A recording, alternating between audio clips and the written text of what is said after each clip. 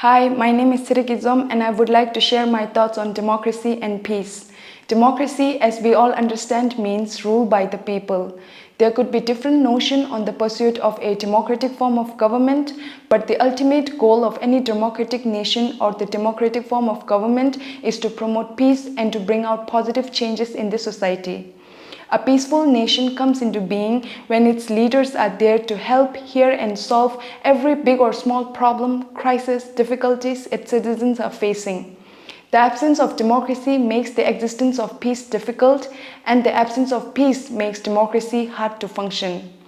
I, being a Tibetan refugee, born and raised in India, we have our own little democratic form of government in exile within one of the world's largest democratic nation, India, which has of course its own advantages and disadvantages.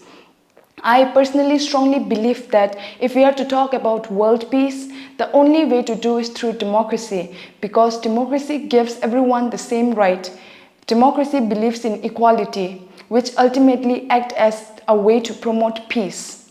The reason why I think I should be chosen to participate in the World Forum for Democracy is, personally, I am a strong believer in dialogue. I believe that the only way to maintain peace is through dialogue.